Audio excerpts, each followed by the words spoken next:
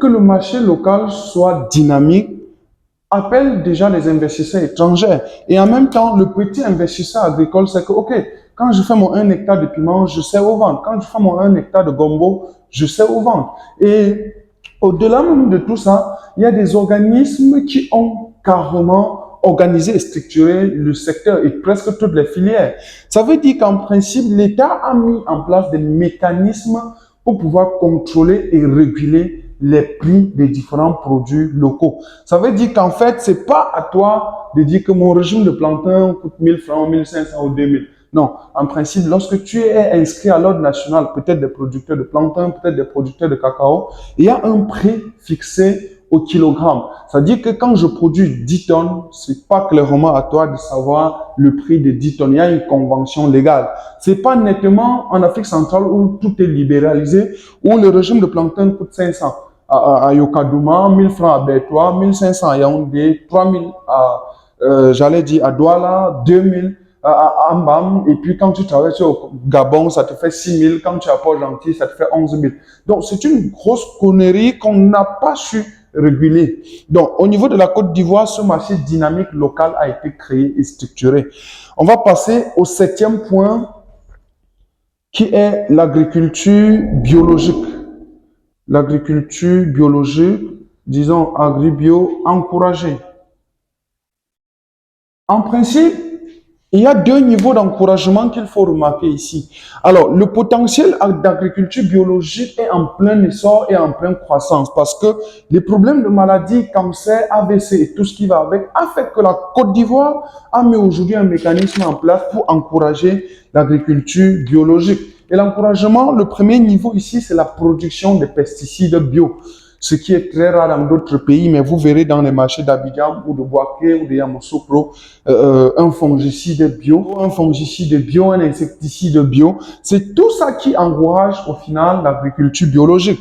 Permettez que je vous dise, avec le PIB par personne, par habitant, j'allais dire, vous comprendrez que le pouvoir d'achat fait que n'importe qui ou un fonctionnaire peut se permettre d'acheter un régime de plantain bio ou bien une quantité de pommes de terre bio, tout simplement parce que le coût de vie est relativement tel que le panier du ménager est abordable. Ça veut dire qu'on soit en bio ou en conventionnel, l'Ivoirien ou bien toute personne qui s'est installée s'en sort au final.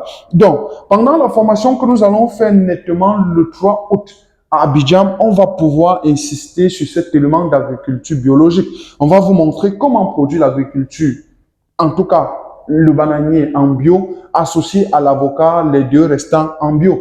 C'est pour ça que les potentiels éleveurs de porcs seront avec nous pour pouvoir comprendre qu'avec l'élevage des porcs et donc des lisiers de porcs, on peut fertiliser sa plantation. La question sera, avec combien de porcs je peux fertiliser toute ma plantation? Et ça, dès qu'on aura fait le calcul, chacun pourra se lancer. On va évoluer au 8e point qui est l'investissement étranger. Alors, l'investissement, j'allais dire étranger. Alors, l'investissement étranger est un potentiel agricole de développement pour la seule raison que toute entreprise étrangère qui s'installe dans un pays a fait des études préalables. Ça veut dire que si les Français, comme ils le font, viennent en Côte d'Ivoire faire de la banane, ça dit que les nationaux peuvent aussi faire la banane parce que les Français ont déjà fait les études. Et au-delà de cette étude préliminaire déjà faite, c'est que normalement, les pays ont un contrat avec des partenaires étrangers. Ça veut dire que si un groupe, par exemple, le groupe Saharus, ce qui est au Congo, ou bien tout type de groupe, un groupe s'installe dans votre pays pour produire de la banane. En principe, ils doivent avoir pour contrat de former en moyenne 100 personnes nationaux de ce pays et recruter également un certain pourcentage. Ça veut dire qu'une entreprise qui vient recruter 1000 Ivoiriens, ce sera aussi assez intéressant pour relever le niveau de travail et diminuer donc le taux de chômage dans ce pays. Vous comprendrez donc que lorsqu'un pays attire des investisseurs, le pays se développe et l'environnement économique devient très favorable. Le 9e point mis en place en Côte d'Ivoire, c'est l'État ivoirien.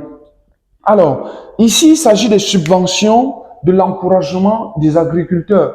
Peut-être que l'agriculture est le domaine le plus financé en Afrique, mais le financement doit par contre être encadré comme ce qui est en Côte d'Ivoire. Et même au Cameroun, au Congo et dans tous ces pays, je connais des programmes qui financent l'agriculture. Sauf qu'en principe, l'argent qu'on remet au ministère en charge pour financer l'agriculture, par exemple au Cameroun, n'arrive jamais chez l'agriculteur.